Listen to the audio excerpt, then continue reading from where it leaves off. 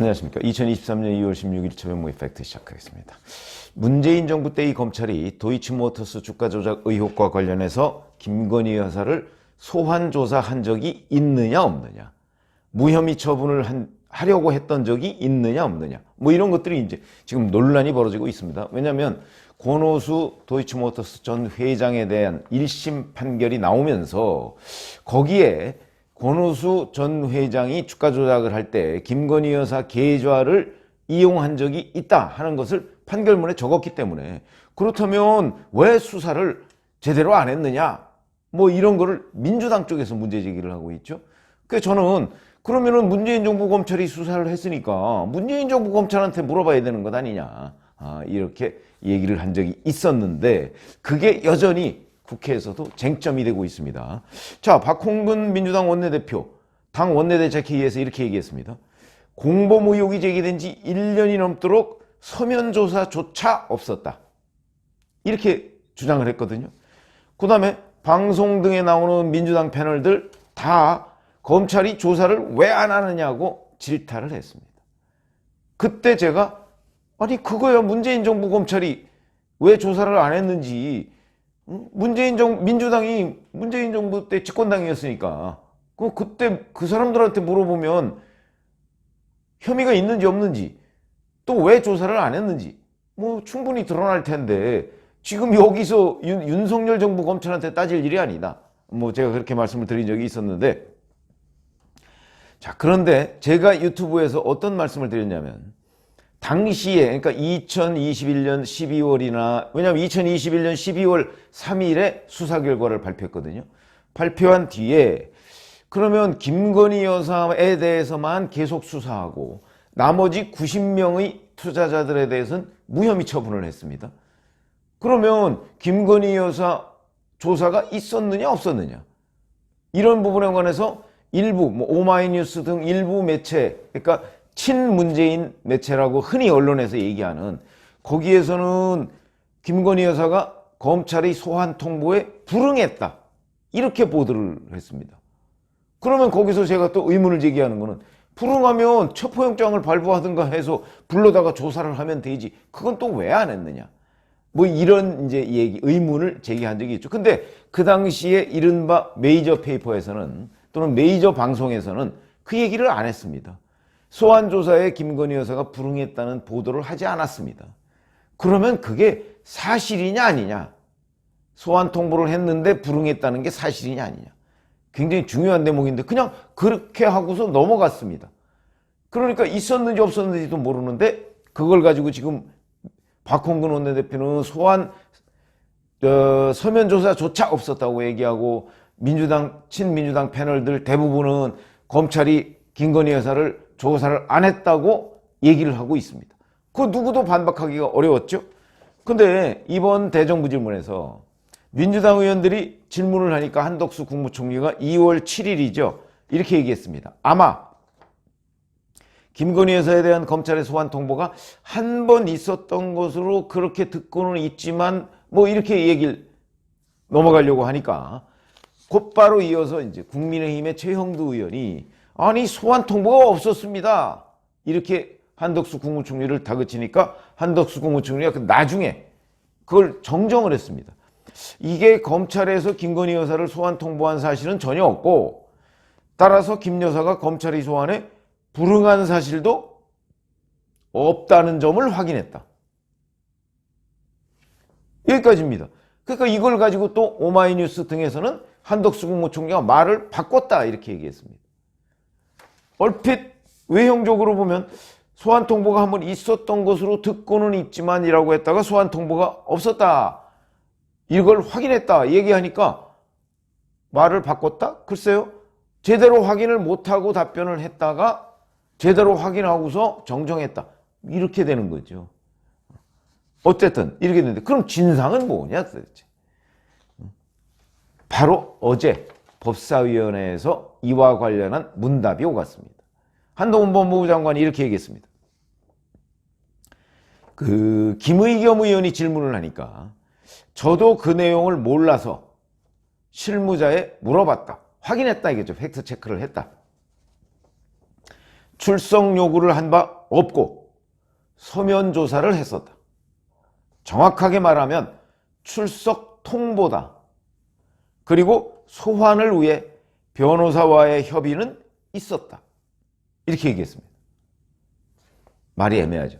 자, 출석 요구는 없었고 출석 통보는 했고 변호사하고 협의는 했고 서면 조사는 했고 이런 내용입니다. 이 개념의 차이를 아십니까? 저도 불분명합니다. 아니 그냥 출석 통보가 뭐죠? 나와서 조사받으라는 소환조사 통보하고 같은 거 아닌가요? 약간은 말장난처럼 느껴집니다.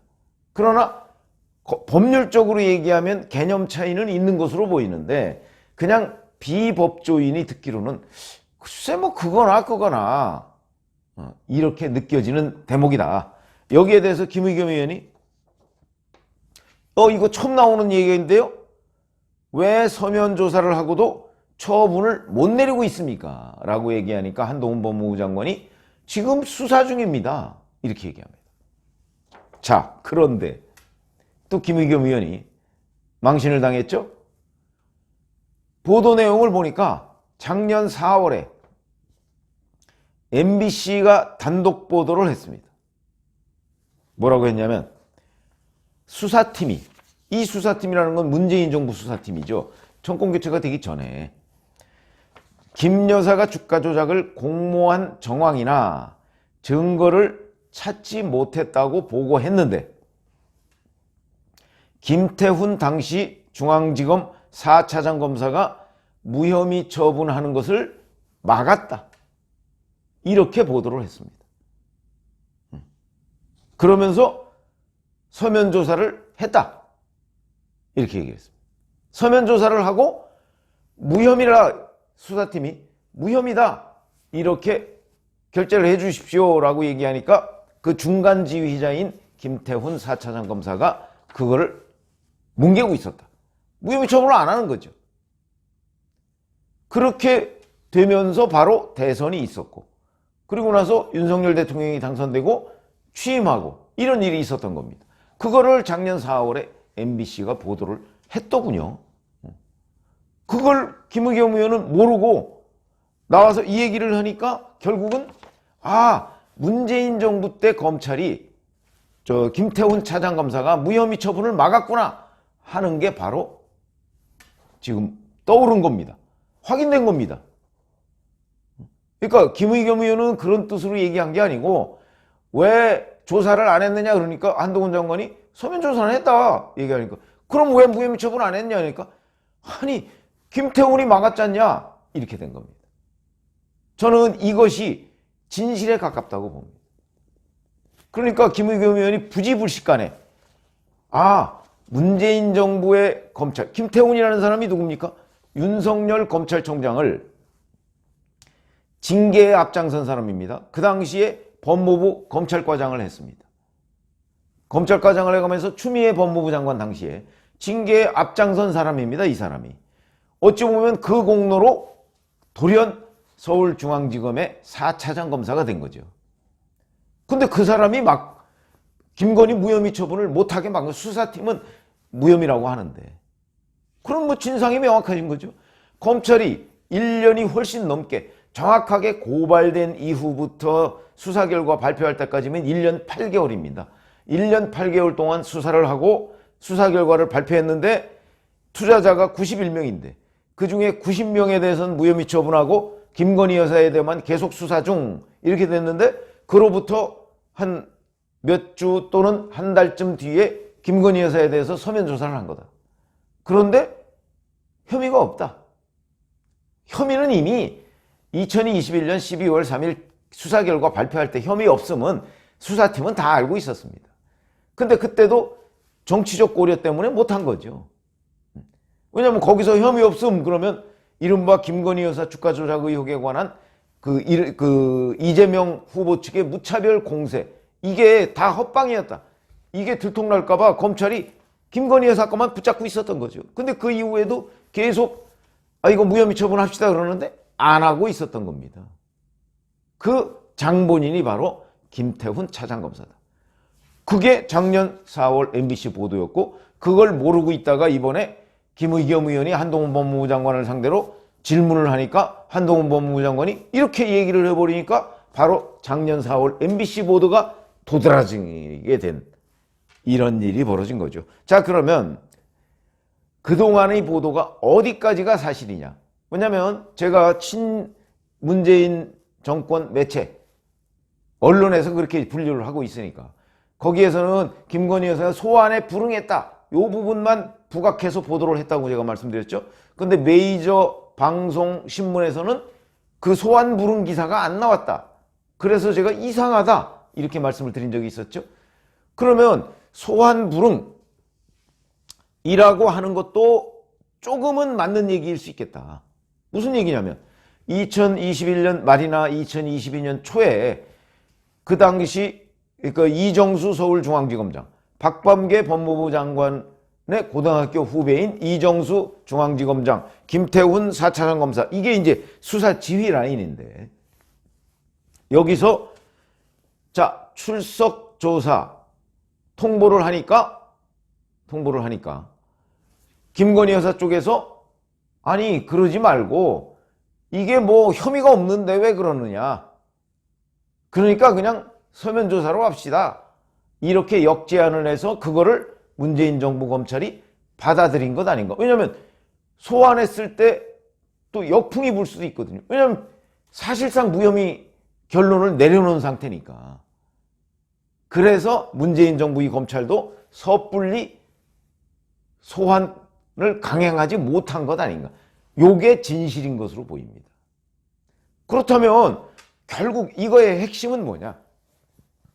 1년 8개월 동안 수사를 해놓고 거기에서 김건희 여사의 혐의점을 발견을 못했는데 그걸 자꾸 정치적으로 뭔가 있는 것처럼 그냥 뭉개고 넘어가려고 하다 보니까 크게 액션을, 그러니까 소환 조사라는 액션을 취할 수도 없고 무혐의 처분도 할 수 없고 이런 모호한 상태에서 그냥 지나갔다.